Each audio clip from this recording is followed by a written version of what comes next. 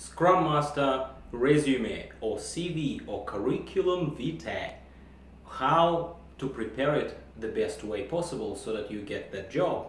Today we're going to be talking exactly about that, best practices of CVs, not specifically for Scrum Masters. I think it's applicable for any modern professional, but we are Agile people, so we will focus on Scrum Master CVs today, just in a moment.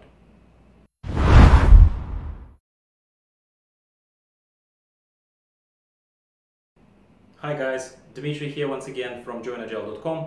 Thank you for tuning in for another training video. Today, as I said, we're going to be talking about how to make yourself more presentable as a candidate straight up from get-go when you send that cover letter and that CV to the recruitment company usually, or to the actual HR unit and hiring manager who has the job potentially for you. We are not going to be talking about cover letter today very specifically, but general rules of writing a CV sort of apply to the cover letter in some ways that you will discover in a second. Alright, first thing for you to know. First thing for you to know is kind of a thing that is known. I don't think it's a sacred knowledge of sorts here. So basically it is about the fact that there is such thing as 15-second rule. A recruiter scans your CV. People say, professionals say that there is plus minus about 15 seconds of attention span that they are willing to spend with not that much motivation usually to scan a CV of an unknown candidate that was sent to them. What does it mean? It means a very simple thing. It means that your resume has to be very clean, very clear, easy to navigate, and it has to present all necessary information that they're looking for very, very quickly. In other words, on the front page. Some people say, and I see more and more guides and more people who say that your CV has to all fit on one page. I'm a professional myself, I've applied for many roles, I've interviewed people. I am yet to see a very, very all-rounded kind of CV that wouldn't make me want to ask more questions or something like this, that would fit on one page, basically, yeah? So there are different ways to format CVs, of course. There are lots of templates on the internet. I include one in my book, but you can find lots, I'm sure, without my help, templates. My only kind of purpose of this video is to tell you that look for one that gives you the most clean presentation. Speaking of Scrum Master or any Agile kind of delivery CVs, are they any different than any other professional CVs? Well, I guess they're different if you're comparing them to completely different industry. Like, let's say, graphic designer might want to go fancy, right? Graphic designer might want to show personality and creative flair and all that kind of stuff, right? You don't. I'm not saying that Scrum Masters or Agile professionals are people without imagination or without creativity or something like this. No, not at all. But what I'm saying is that usually this job is being perceived as a structured kind of job belonging to a sometimes corporate, sometimes just organized team environment kind of thing. And I don't think personally, and from who I've interviewed and where I've worked personally, yeah, I don't think that any fancy kind of schmancy CVs that include your photo or that include some, I don't know, curvy lines or something that is specifically like talks creativity, design and all that kind of stuff, I don't think that that flies very well. I think literally simplistic, very cleanly laid out Microsoft Word template that fits into the 15-second rule, basically answering questions that recruiter would have for you. And what questions would they have for you? Well, you don't know to the full extent, but what do you know? Work with what you know. And what you know is the job description that you've received or that you saw on the job advertising website, right? In that job description, they clearly say, we would like a certification, we would like some certain experience in certain areas, this is a bonus, this is this, this is this. I'm not saying that you need to necessarily like rewrite your genuine kind of resume just to answer every single question that they have.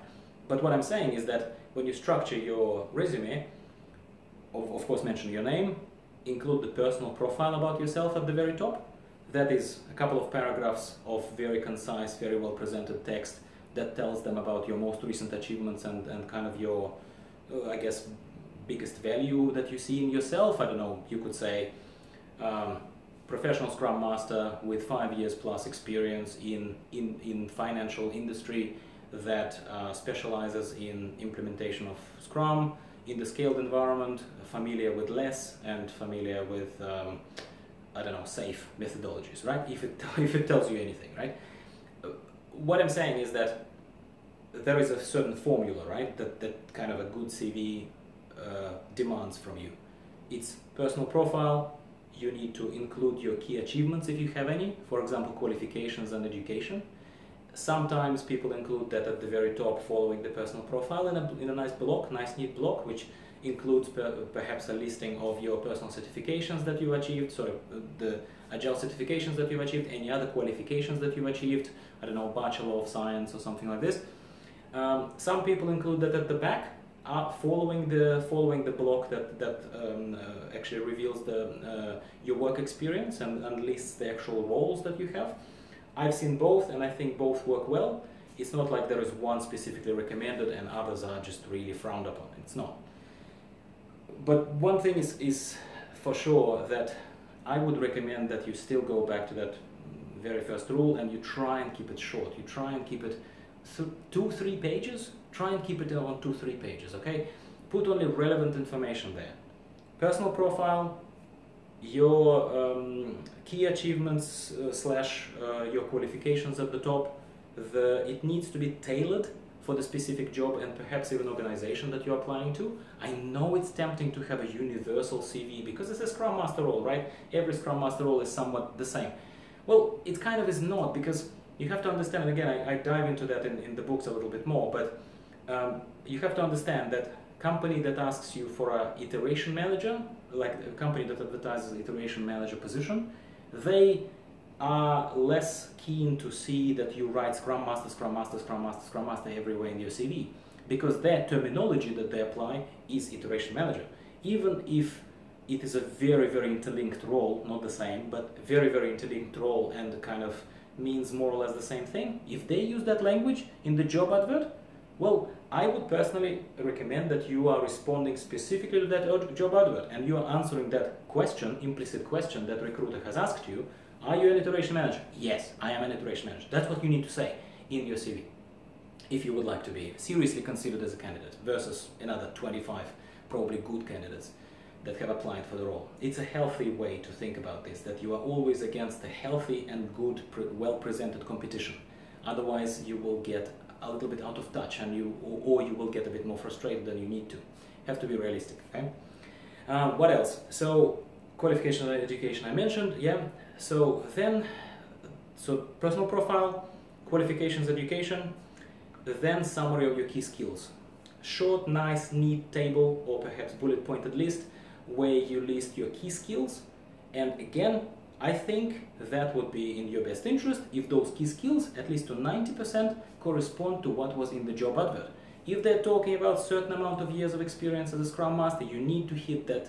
You need to hit that number. I've seen one too many times when we are asking specifically about 5 years plus for good reason, and people are applying when they have a couple of years of experience, you know, hoping that the employee is desperate. And there are situations when the employee can get desperate because they're looking for a specific combination, a specific personality to fit into that environment, perhaps very stressful, and they're looking to get someone who they will sift through the candidates and they'll find that person through behavioral questions, and they will find someone with fantastic stress resilience, for example, and they need that person even if they have less than optimal amount of years in Scrum Master senior leadership capacity. I've seen that happen before.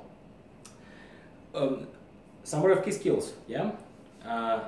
Followed naturally by what? By your employment history. Employment history is meat and potatoes of your CV. Make sure it's still neat, make sure it's still concise. I would not recommend putting more than 4 or 5 bullet points of what are your main responsibilities within each one of those jobs that you're going to list in your personal sort of in your employment history. And I would limit those blocks of the jobs that you're listing to the last 5 years. No one cares about what you've done in the past, like 10 years ago. You could have 20 years of experience, mention it in the personal profile, that you have 20 years of experience. And at the end of sort of, as a wrap up to the block that talks about your whole employment history, you could mention something like further technical roles, details about further technical roles are available upon request. If they're very interested, they will ask you, I'm yet to see anyone who'd be interested in hiring me as a Scrum Master and seeing qualifications, seeing relevant experience here up front. I'm yet to see someone who'd be really interested in what I was doing back in Switzerland, for example, where I worked for 3 years, for banks. That's just an example, right? Should you, for example, include, as some people do, should you include hobbies and what you do in your free time in your resume? Classic approach used to be, and I'm that old, classic approach used to be 10 years ago that people used to include information about their hobbies and that kind of stuff. In the free time, I like to ride horses in the sunset. No, don't do that. Don't do that. I don't think you need to. No one has time. These days of limited attention span, Pokemon Go, mobile phones and all that kind of stuff, seriously, the world has changed and moved on. No one, even slightly older recruiters, has time to read about your CVs. They will ask you a question in the interview, face-to-face interview, to check that you actually have a life, and that's a good thing to have a life. Answer those questions and you might get through to the next phase. That's what I will recommend, guys. Anyway, that's just my subjective opinion, as always. And that's all I'm going to do today. This is going to be a short video, relatively short by my standards, of course. I will see you soon, right here, right now, or not right now, later. This was Dmitri from joinagile.com. Thanks very much for joining me.